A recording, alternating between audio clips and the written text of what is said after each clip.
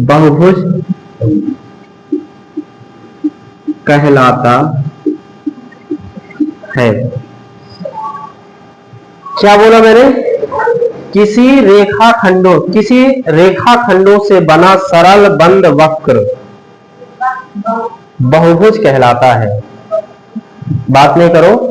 किसी रेखाखंडों से बना, ठीक है, किसी रेखाखंडों से बना सरल बंद वक्र बहुभुज कहलाता है। यानी सरल भी होना चाहिए, बंद भी होना चाहिए और रेखाखंडों से बना होना चाहिए। जैसे रेखाखंडों से ये, इसमें 3 रेखाखंड हैं, 1 2 3। ये सरल भी है, बंद भी है और रेखाखंड से बना भी है। ठीक है, ये बहुभुज है, ये भी बहुभुज है। इसमें कितने रेखाखंड है? 1 2 3 4। इसमें 4 रेखाखंड हैं, सरल भी है। क्या ये रेखाखंड आपस में कहीं पर काट रहे हैं? नहीं काट रहे। अगर हम इसी को बोल दें बंद वक्र, तो ये क्या बहुभुज कहलाएगा? क्यों नहीं कहलाएगा? क्योंकि ये क्या कर रहा है, यहां पर ये काट रहा है, तो ये बहुभुज नहीं कहलाएगा। ये बहुभुज कहलाएगा, बहुभुज। ये भी बहुभुज है। अच्छा, ये क्या बहुभुज है? इसे समझो, ये क्या बहुभुज है? नहीं है। क्यों नहीं है?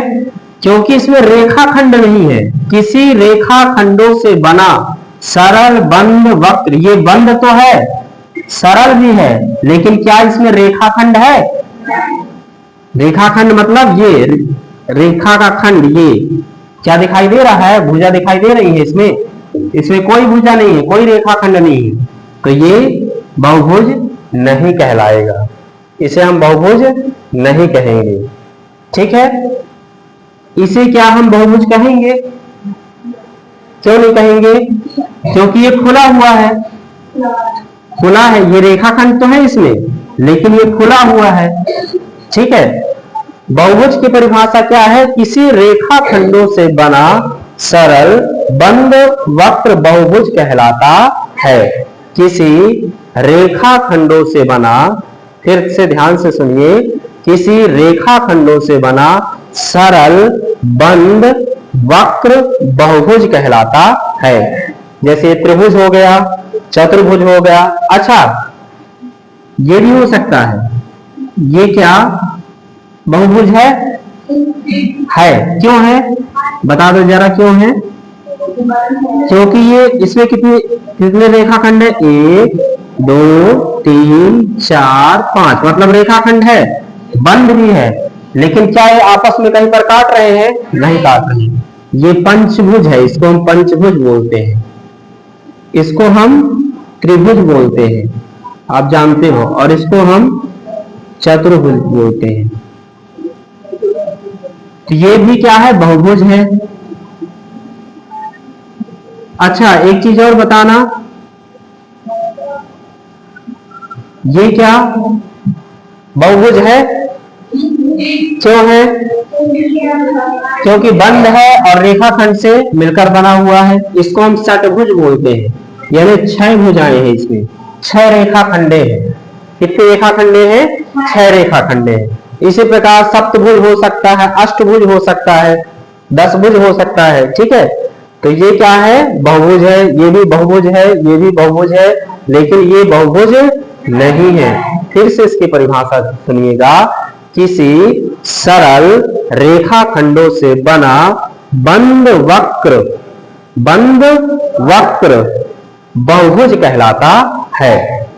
उसमें भुजाएं होती हैं, इसमें 5 भुजाएं हैं, इसमें 3 भुजाएं हैं, उसी को हम रेखाखंड बोल देते हैं। इसमें 4 भुजाएं हैं।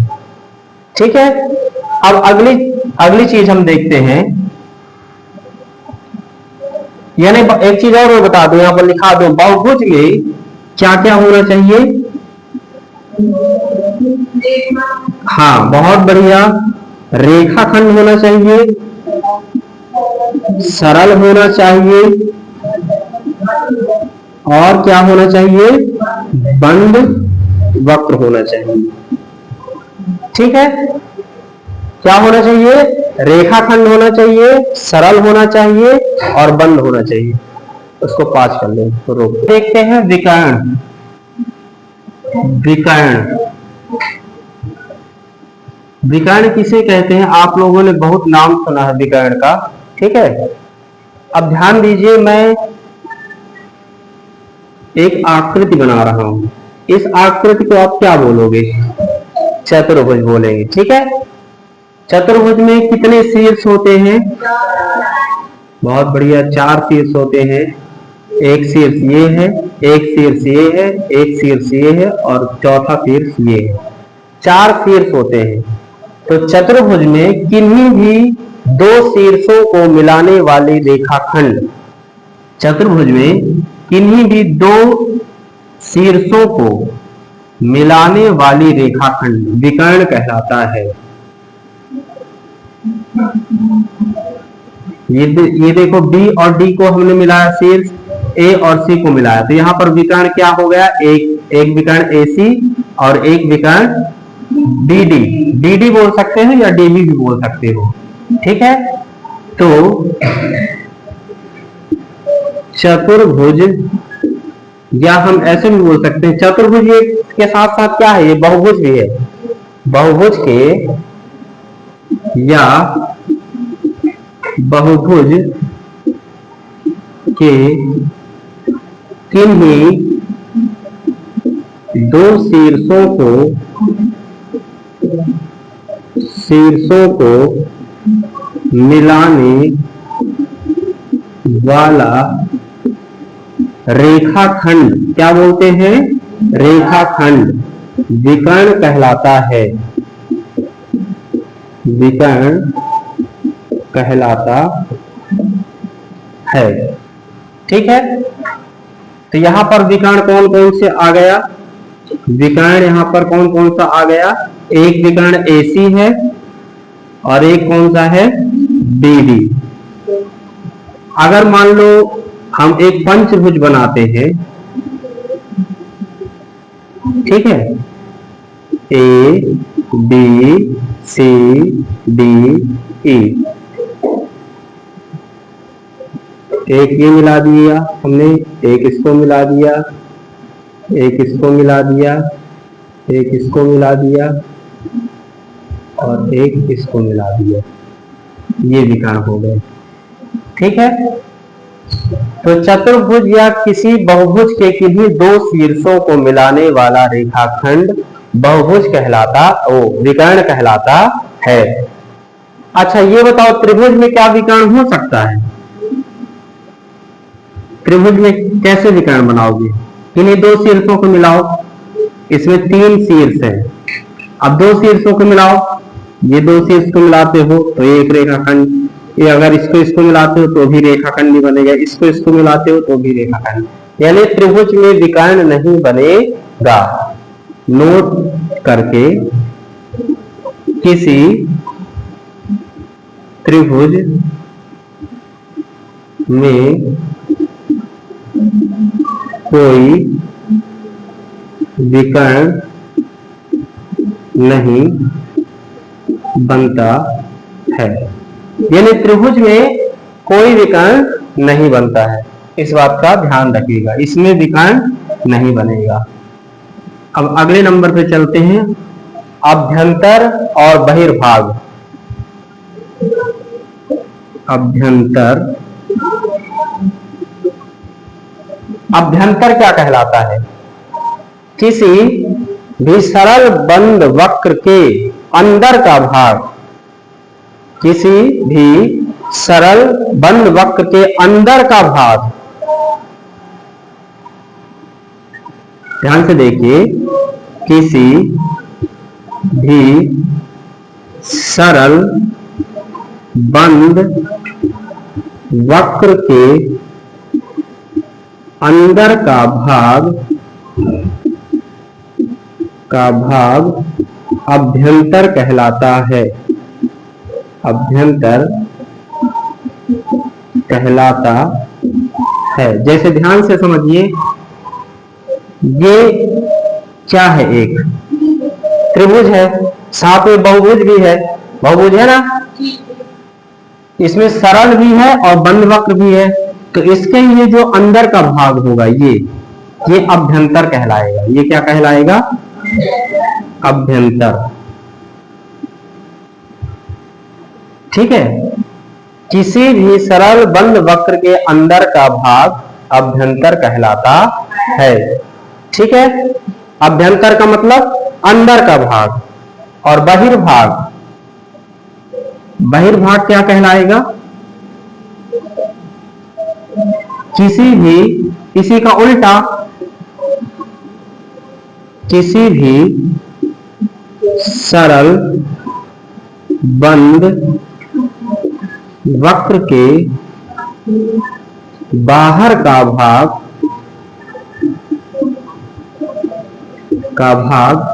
बहिर्भाग कहलाता है।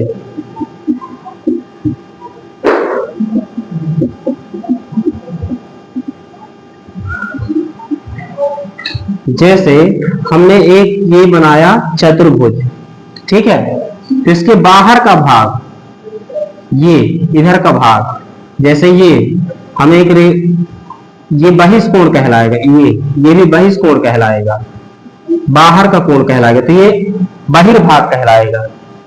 इसके अंदर का भाग अभ्यंतर और इसके बाहर का भाग बहिर्भाग कहलाएगा। बहिर्भाग मतलब बाहर का भाग, अभ्यंतर मतलब अंदर का भाग, अभ्यंतर मतलब अंदर का भाग, बहिर्भाग का मतलब बाहर का भाग। जैसे ये आपका एक कमरा दिखाई दे रहा है, ये आयताकार है, ठीक है, तो इसके अंदर का भाग क्या कहलाएगा? अभ्यंतर, और उसके बाहर का भाग क्या कहलाएगा? बहिर्भाग कहलाएगा। ठीक है, अब आगे देखते हैं, उत्तल बहुभुज, 7वां नंबर, उत्तल बहुभुज। बहुभुज की परिभाषा भी मैंने बताया था, किसे कहते हैं? किसी भी रेखाखंडों से बना सरल बंद वक्र बहुभुज कहलाता है। जैसे त्रिभुज हो गया, चतुर्भुज हो गया, पंचभुज हो गया, ठीक है, षटभुज हो गया। ठीक है, अब यहां पर क्या बोल रहा है? उत्तल बहुभुज। इसके पहले मैंने बताया विकर्ण। विकर्ण क्या कहलाता है?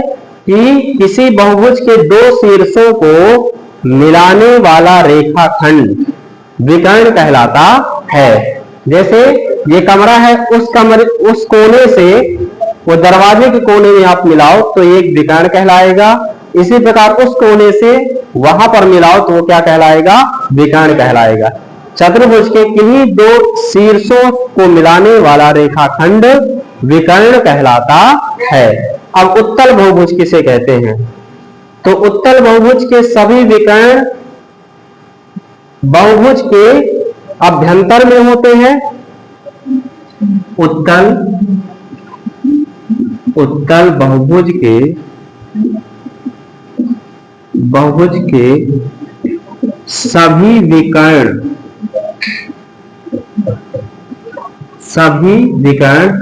बहुभुज के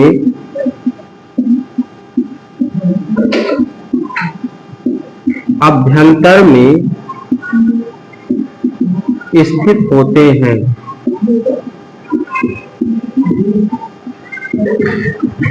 जैसे देखो, ये मैंने क्या बना दिया? ABCD क्या बना दिया मैंने? चतुर्भुज है रविपाल। यहां पर दो विकर्ण होंगे, एक विकर्ण AC, एक विकर्ण BD। तो ये बताओ, ये अंदर विकर्ण बना है कि बाहर विकर्ण बना है? अंदर। तो उत्तल बहुभुज के सभी विकर्ण अंदर होते हैं। उत्तल बहुभुज के सभी विकर्ण अंदर यानी अभ्यंतर में होते हैं। उत्तल बहुभुज में सभी विकर्ण अभ्यंतर में स्थित होते हैं। इसी का उल्टा अवतल बहुभुज। अवतल बहुभुज किसे कहेंगे?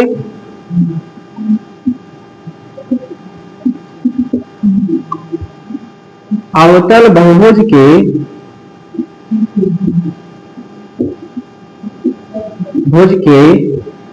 सभी विकर्ण बहिर्भाग में स्थित होते हैं।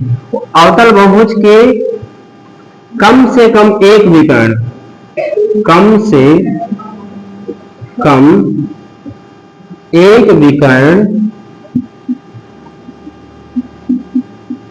बहिर्भाग में स्थित होते हैं।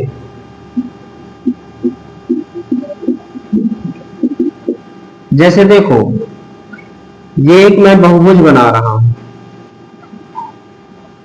ठीक है। इसमें एक विकर्ण क्या बनेगा, ये एक विकर्ण बन गया, एक विकर्ण ये बना, तो ये वाला विकर्ण कहां पर है बताओ, बाहर है ना। तो अवतल बहुभुज में कम से कम एक विकर्ण बाहर स्थित होना चाहिए। अवतल बहुभुज में कम से कम एक विकर्ण बाहर होना चाहिए। एक तो अंदर है लेकिन एक क्या है, बाहर है।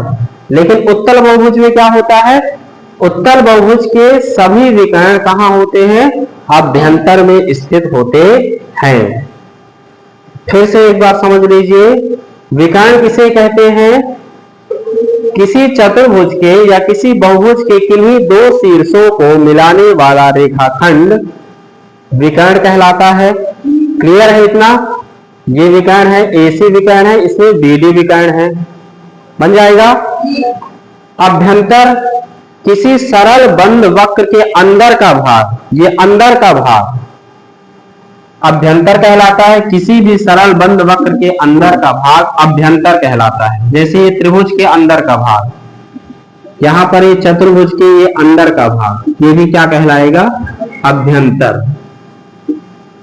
बहिर्भाग क्या कहलाता है, किसी भी सरल बंद वक्र के बाहर का भाग बहिर्भाग कहलाता है। किसी भी सरल बंद वक्र के बाहर का भाग बहिर्भाग कहलाता है। क्लियर है। उत्तल बहुभुज के सभी विकर्ण बहुभुज के अभ्यंतर में स्थित होते हैं। ये अभ्यंतर में स्थित है, अंदर स्थित है। लेकिन अवतल बहुभुज में क्या होता है, अवतल बहुभुज के कम से कम एक विकर्ण बहिर्भाग में स्थित होते हैं। अब शुरू से चलते हैं, ठीक है। वक्र किसे कहते हैं, किसी समतल में पेन की सहायता से कोई भी आकृति बनाना वक्र कहलाता है। सरल वक्र वह होता है जो अपने आप को कहीं भी नहीं काटता है, सरल वक्र है। बंद वक्र वह वक्र जो कहीं भी खुला नहीं होता है, उसे बंद वक्र कहते हैं। फिर अगले नंबर पर क्या आया था,